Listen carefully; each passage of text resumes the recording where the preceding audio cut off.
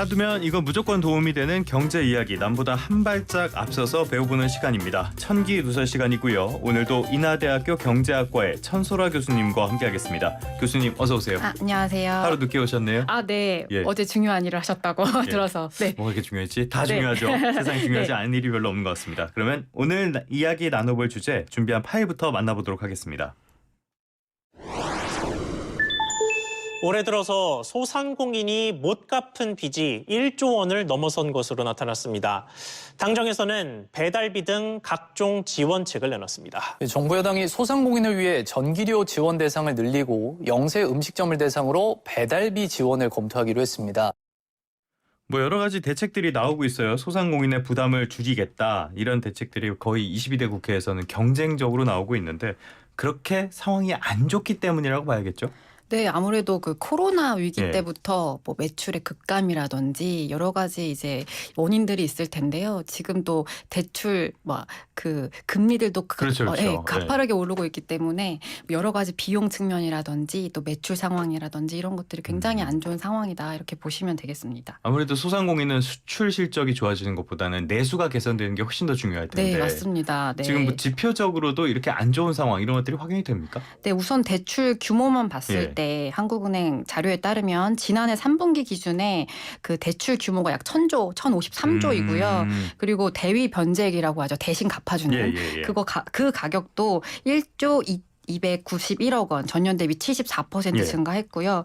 그리고 우리가 뭐 저신용 취약 차주라고 얘기하는 연체율이 있는데 이번에 6월에 발표된 한국은행 금융안정 보고서에 따르면 이 자영업자 중에서 예. 다중 채무자이거나 저소득이거나 저신용인 취약차주 연체율이 전년 동기 대비로 2.72%, 연체율이 한 10% 정도 10%. 굉장히 예. 높은 수준이죠. 그러게요. 네, 예. 네. 그래서 여러 가지 지표를 봤을 때 그리고 예. 뭐 폐업률도 올라가고 있고요. 그래서 상당히 좀 자영업자들이 힘든 상황이다 이렇게 보시면 되겠습니다. 저희 집 앞에도 제가 자주 가던 식당이 네. 최근에 문을 닫았더라고요. 안타깝네요. 그렇게 상황이 네. 좀 안 좋은 게 예. 눈에 띌 정도인데 그러니까 빚을 내서 버틴다 이런 얘기까지 나오는 거잖아요. 네. 그런데 우리나라 경제에서 이 소상공인과 자영업자들이 망하면 경제가 무너진다. 네네. 경제에서 차지하는 비중이 얼마나 큰 겁니까? 일단은 이제 코로나 시기를 거치면서 계속 지속적으로 비중이 감소하고는 있어요. 예. 통계청의 2023년 자료에 따르면은 이제 비중이 20.2%고요. 그러니까 수로 보면은 약 568만 명 정도 되는데 이게 OECD 평균이 약 한 2022년 예. 기준으로 한 17% 정도 되거든요. 예. 근데 그 국제 비교를 위해서 뭐 비임금 근로자라고 해서 뭐 가족이 도와주고 무급 그렇죠. 종사자까지 예. 합치면 23% 정도 되거든요. 한 7위 정도. 예. 네. 그래서 좀 상당히 많은 네. 그 비중이 그 자영업자에 종사하고 있다. 이렇게 아. 보시면 되겠어요. 그러니까 네. 경제에서 차지하는 비중도 OECD보다 높고 일반적인 네, 경우보다. 그리고 이분들은 타격을 입었을 때 사실 네. 고용이나 이런 부분에 미치는 영향이 훨씬 더 크잖아요. 네. 그리고 얼마 전에 또 재미있는 보고서가 예. 나왔는데 노동연구원에서 예전에는 한 40, 50대 우리가 40대 명퇴한다 네. 이런 얘기 있었잖아요. 그리고 치킨집을 차린다 이런 얘기 40대. 있었는데 예. 근데 이게 또 고령화가 된 거예요. 그래서 최근에는 예. 그 이제 자영업자 하시는 분들 중에 연령별의 그 5, 60대인 예. 중장년층 비중이 약 63% 정도 된다. 아. 이렇게 얘기를 하시더라고요. 근데 네. 그분들이 나오셔가지고 자영업을 하셨을 때 네. 선택하는 업종이 그렇게 많지는 않잖아요. 네. 대부분. 아마 저희 동네에는 커피숍이 많은데 그렇죠. 네, 예. 몇 개 그렇게 네. 안 될 것 같아요. 네, 네. 커피숍, 치킨 이런 거 하다 네, 보니까 경쟁은 더 과열되고 더 상황이 안 좋을 거다. 그래서 하반기 그 경제 전망이 전문이시잖아요. 네. 요새 또 이슈들이 많이 바뀌어가지고 항상 전망을 전문가라고 하기 어려운 것 같아요. 뭐 네. 전망이라는 것 자체가 뭐 네, 우리가 네. 뭐 포춘텔러도 아니고 어쩔 수 네, 없는 네. 부분이 있는데 하반기 경제는 지금보다는 그러니까 상반기보다는 더 좋아질 거다. 아무래도 수출이 중심이 될 거다. 이런 얘기가 있는데 그러면 소상공인들의 상황 하반기에는 좀 나아질 수 있을까요? 이게 또 경기를 예. 어떻게 판단하느냐. 이제 제가 말이 거짓말하는 것 같아서 이렇게 체감 경기가 안 좋은데 무슨 소리냐 이런 얘기가 있거든요. 예. 근데 말씀하신 것처럼 수출이 뭐 내수 경기에는 사실은 이어지기까지는 시간이 걸리는 그렇죠, 거죠. 그렇죠. 그리고 예. 소위 말하는 낙수 효과 이런 것들이 사실 그 확인되기까지는 상당히 그 오랜 시간이 걸릴 수도 있고요. 또 반도체는 서플라이 체인도 짧아가지고 네, 그리고 또 반도체 자체가 고용 유발 개수가 적어요. 그래서 그렇죠. 고용하는 사람들도 적고 그래서 내수 경기까지 이어질지는 모르겠으나 어쨌든 뭐 물가 상승률이라든지 이제 이런 것들을 봤을 때는 네. 지표상으로는 나아지겠다라고 라고 보지만 체감은 멀었다 이렇게 네. 보는 거죠. 그 나아진다고 해도 진짜 말씀하신 것처럼 네, 체감이 되지 않는다면 그것도 다른 문제니까 네. 변수들도 많이 있잖아요. 네, 맞습니다. 네. 어쨌든 지금 뭐 그 물가를 네. 봤을 때 이번에 6월에 소비자 물가가 7월 초에 나왔잖아요. 어제. 근데 2.4. 아, 예, 예. 네. 많이 내려오고 근원 물가도 2.2. 네. 그래서 지금 우리 잘하고 있다 이렇게 얘기할 수 있는데 사실은 우리가 얼마 전에 어젠가요? 유류세 축소 인하, 맞아요. 네, 인하 네, 축소에 대해서 네. 얘기했다가 또 얼만큼 물가 상방 압력으로 될까 이런 논의도 있었고 또 우리가 예전에 다뤘던 전기료 뭐 이런 얘기를 생각했을 맞습니다. 때 네. 억누르는 부분들도 있거든요. 그러니까 물가가 내려오고 있는데 네. 정상화되는 부분들도 정상화됐을 때 또 물가 상방 압력으로 작용하는 것들도 있어서 이게 또 변수로 작용할 수 있고 또 우리가 이제 물가를 좌지우지하는 그 대외의 네. 변수들 환율이라든지 국제유가 이런 국제유가 것들이 또 네. 좀 오른 네, 추세더라고요. 맞습니다. 예. 그래서 이런 것들이 수입 물가의 어떤 상방 압력으로 작용하면서 예. 물가는 하락할 거예요. 이게 예. 그냥 기저효과도 있고 이렇게 뭐 근원 물가도 하락세로 그러니까 가겠지만 작년에 주춤할 수 워낙 있는 높았기 때문에 네, 지금은 네, 네. 내려온 것처럼 더 느껴질 것이다. 네, 네. 기저효과. 네네. 그리고 농산물이 아마 작년 8월에 급등했던 걸로 기억을 하는데 예. 이게 어쨌든 우리가 전년 동월 대비 숫자를 보면 떨어지는 걸로 나오겠죠.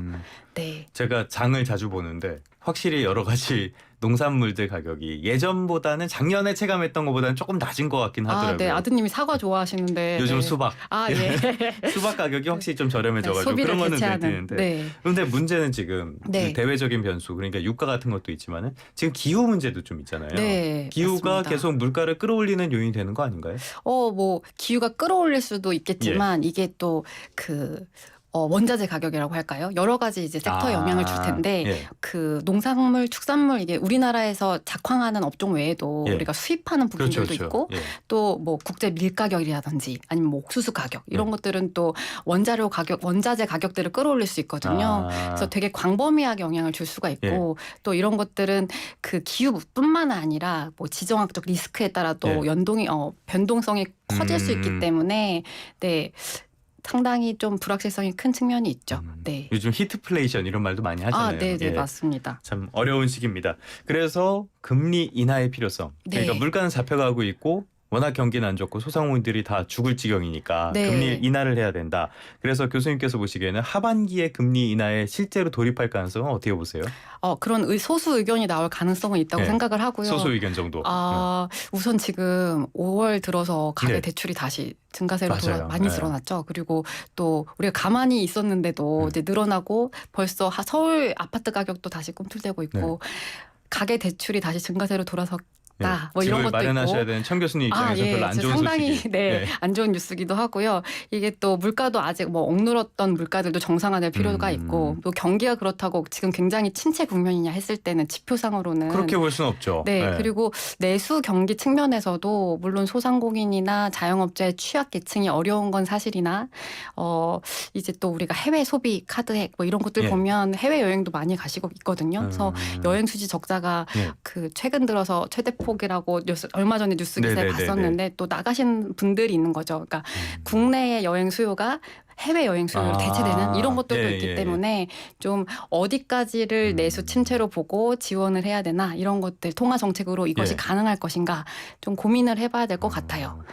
그 제주도에 계신 분들은 좀 분발하셔야겠습니다. 네. 많은 수요들이 외국으로 나가서 네. 서비스 수지에도 영향을 좀 주는 것 같은데요. 네네. 그 미국에서 만약에 9월에 정말 금리 인하를 한다. 네. 그랬을 때도 우리는 바로 따라갈 수는 없는 그런 상황이라고 봐야 될까요? 어쨌든 미국은행의 통화 정책이 이제 이론적으로 독립적으로 운용되기 때문에 미국의 경제 상황과 항상 같이 가는 건 아니지만 우선은 지금 한 가지 불확실성으로 작용했던 것들이 미국의 금리 뭐 이런 정책들이었거든요. 근데 지금 들려오는 얘기는 미 대선도 있고 인플레이션에 상당히 불확실성이 높아졌다 이런 얘기들도 있어가지고 근데 만약에 미국에서 금리를 인하를 단행했다라고 하면 또 국내 경기에 대해서 좀 부양하자라는 목소리는 또 많이 올라올 것 같아요. 알겠습니다. 이건 좀 상황을 봐야 되겠습니다. 되겠고요. 네. 그래서 정부에서 계속적으로 나오는 게 소상공인 지원안, 정치권에서 나오고 있고 뭐 대표적으로 어떤 것들이 좀 있습니까? 우선 법안들이 좀 발의가 됐는데요. 예. 22대 국회에서 발의된 내용들을 보면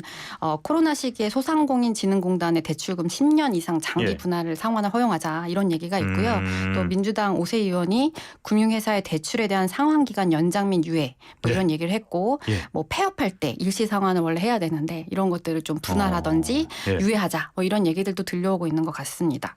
납득이 되는 것도 있고 좀 위험하다 싶은 것도 있고 좀 그런데 네네. 교수님께서는 이 상황 어떻게 보세요? 어쨌든 저는 좀 선별 지원이 바람직할 텐데 예전에 한 2021년에 KDI에서 나왔던 그 자영업자 상생 방안 뭐 이런 연구들이 있거든요. 예. 그러니까 모두 다 지원을 했을 경우에 다 효과가 있다보다는 어떤 업종에서는 폐업만 겨우 면하게 하는 효과가 있고요. 어떤 업종에서는 또 매출과 고용 증대로 이루어질 수 있어요. 그래서 이미 그 채무 구조가 상당히 악화되어 있고 경영이 굉장히 그 회생이 불가능한 업종에서 정책 금융을 지원해봤자 이게 오히려 이분들한테는 빚만 더 누중시키는 결과가 나올 수도 있거든요.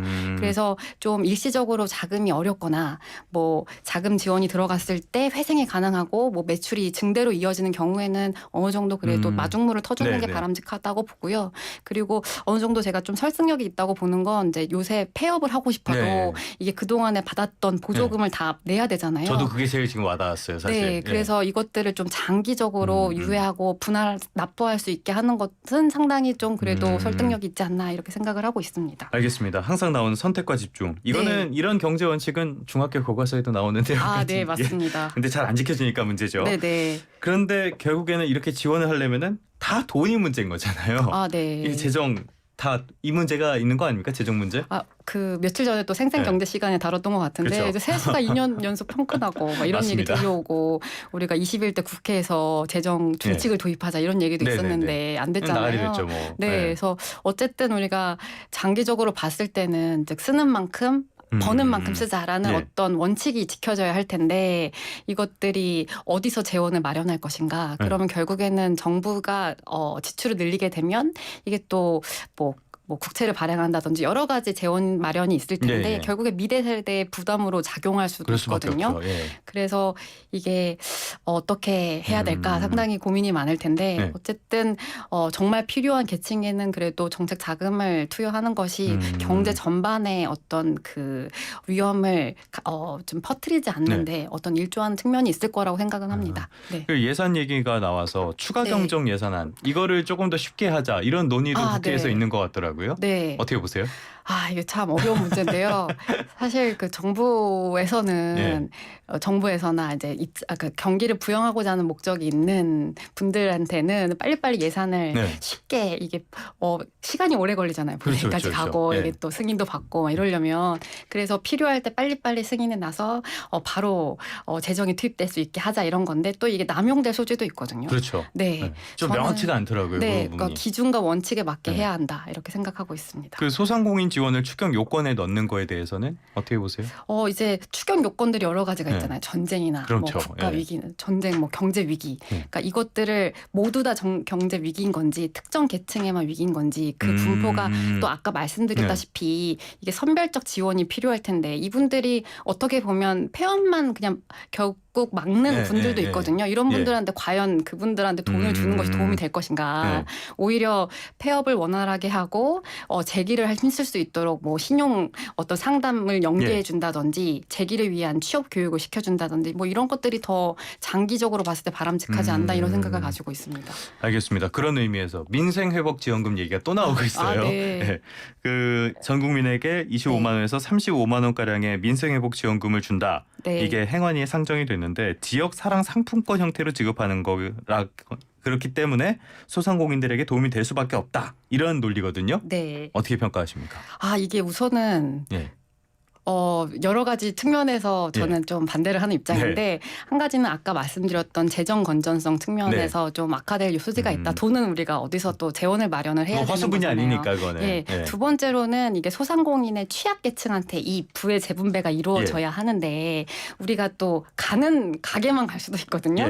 그래서 또 이게 우리가 정말 영세하고 저소득층이고 저신용인 취약차주한테 돈이 가지 않을 수도 있고 그리고 결국에는 우리가 소비를 할 때 총량 측면에서 봤을 때는 예. 이쪽 가게에서 쓰던 걸 이쪽 가게에 쓰는 거기 때문에 어떻게 소비의 예. 그 증가 효과는 굉장히 일시적이고 미미할 가능성이 있다라고 보고 있습니다. 물가 오르지는 않을까요? 물가도 상당히 그 가능성을 배제할 수는 없고요. 네, 어쨌든 사람들이 일시적으로 소비를 늘리게 되면 물가 뭐 외식이라든지 이런 뭐 수요가 특유의 압력이 생길 수 있기 때문에 예, 여러 가지 부작용도 존재한다라고 생각합니다. 재정적인 문제가 있고 제대로 재분배를 기대하기 어렵고 네. 그렇다면은 구조적이고 근본적인 대책 뭐가 있다고 보시는지. 어쨌든 아까 언급했듯이 그 지금 자영업을 하시는 분들의 연령이 5, 60대 예. 그러니까 퇴직한 후에 재취업이나 어떤 고용의 기회가 없는 분들이 울며 겨자 먹기로 자영업을 그렇죠, 선택하는 그렇죠. 경우가 네. 있거든요. 결국에는 일자리 문제다라고 생각을 하고요. 지금 정부에서 아마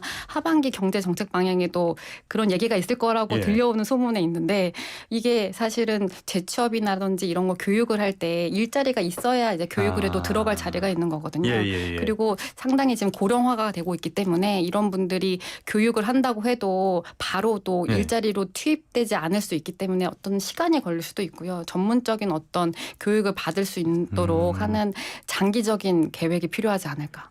교육과 퇴직자를 위한 양질의 일자리. 네, 그러니까 맞습니다. 쓰레기 줍는 이런 거 말고 정말 네네. 양질의 일자리. 네네. 알겠습니다. 두 가지 중요한 말씀을 해주셨습니다. 지금까지 인하대학교 경제학과의 천소라 교수님과 함께했습니다. 교수님 오늘 말씀도 고맙습니다. 네, 감사합니다.